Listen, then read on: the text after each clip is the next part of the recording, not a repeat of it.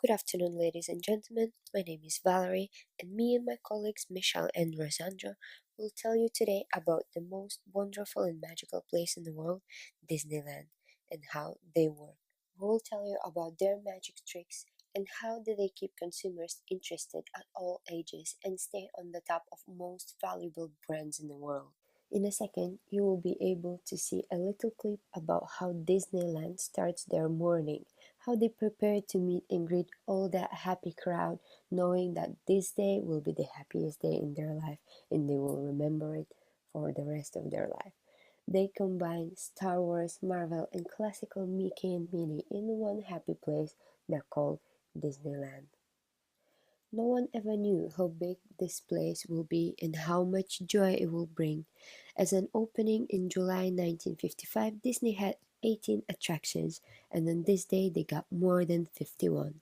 Hard work and passion bring to this place life and a dream of every person in the world, and I will tell you how it all started.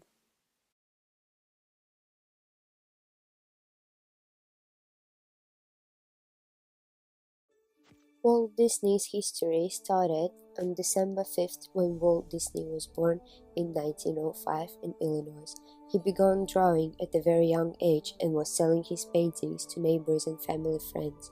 At the age of 16, Walt dropped out of school to join army but was rejected for being underage. He and his brother Roy co-founded Walt Disney Productions in 1923. The most popular creation, Mickey Mouse, was born in 1928 October. In a year after that was created Disney's Silly Symphony and introduced to the world Minnie Mouse, Donald Duck, Goofy and Pluto. In December 1939, Walt Disney Studios was opened in Burbank, California, and the head office is there until these days. During the 1950s, many animated features were produced such as Fantasia, Bambi, Alice in Wonderland, Cinderella, and Peter Pan.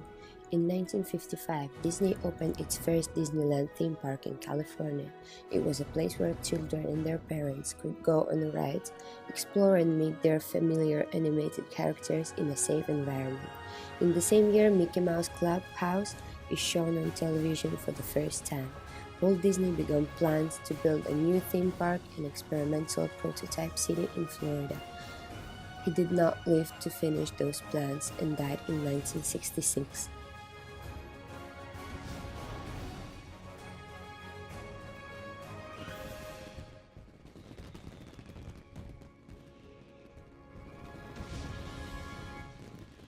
Moving to the elements of marketing communication, under the new leadership of CEO Robert Iger, Disney has focused on its core movie franchises such as Frozen, Star Wars, and Marvel. Disney's content marketing create a brand new story and then build a product around them. Also building awareness through Disney Channel, Disney website, apps, and social media. This keeps consumers interested. Disney used creative ways to help their audience experience the brand in a fresh new way. For example, roller coaster, games, apps, toys, bedspreads, and TV shows.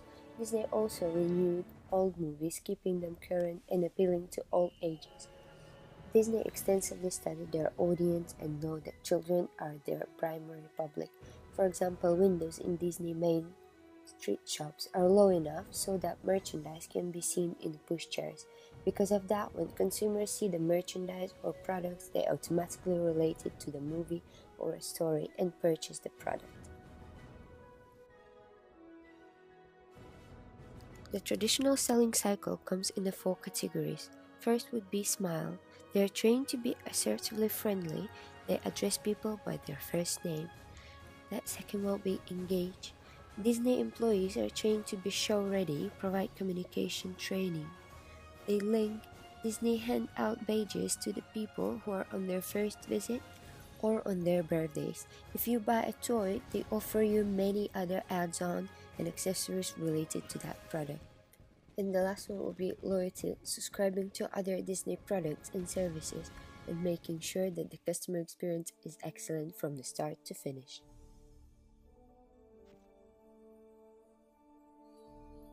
Let's step up to classical conditioning, kids, adults, in the Disney world. children and adults, they associate Disney's movies and cartoons with previous experience or events. This experience in future makes them feel happy in Disney World and enjoy the activities of amusement park. An example, children once they got experience in Disney World, they associate that moment to stimulate their purchases in the Disney shops or even to repeat the experience. Disney uses a lot of sensations to draw you into their world, and here's three of them. The first one is touch. Scientists at Disney have created a textured screen that allows viewers to feel video and images. This new development can be used on touch devices such as desktop, mobile phones, and tablets to stimulate 3D features on screen including ridges, edges, and texture. Scientists use the vibration from these devices to fool the body by mimicking the stretch and pull on the skin that will appear when a person encounters an object in real life.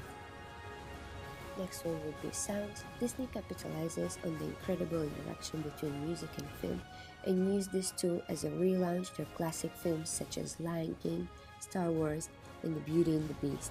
According to Psychology Today, as a child, songs are associated with a general time in your life rather than specific event. And the last one, smell. Disney's air smellitizers. This is patent device found underneath the Disney parks.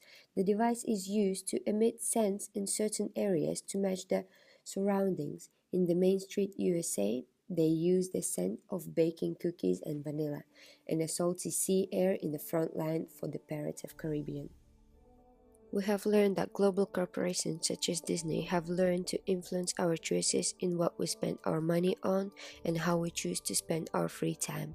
Even though the parents are generally the ones who make the financial decisions, children are though by the marketers to be passive consumers, where the Disney movies are almost always linked to all other Disney products.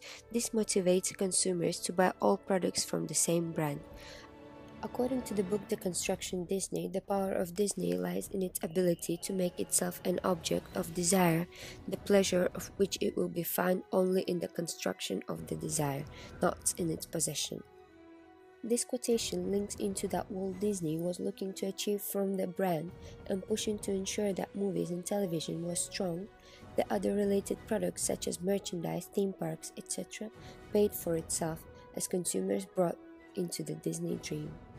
This brings us back to the traditional selling cycle where we mentioned that staff are trained to be extremely friendly and helpful. This is a very creative selling too, that Disney use to target children, giving them the illusion that Disney is the happiest place on earth. And for the conclusion, according to the Forbes Rich List May 2016, Walt Disney is one of the most valuable brands in the world. Disney is estimated to be worth $169 billion. It also made a profit of $9 billion and Disney revenues is $53.9 billion. As well as they have more than 185,000 employees all over the world, with Walt Disney World Park theme attendance in 2015 recorded at 137.9 million visitors in that year.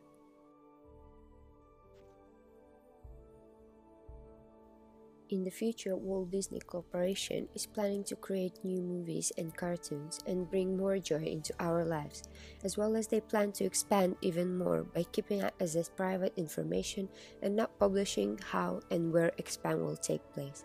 We all hope that they will make all our dreams come true and we'll be looking forward to that. Thank you for listening. Our appreciation.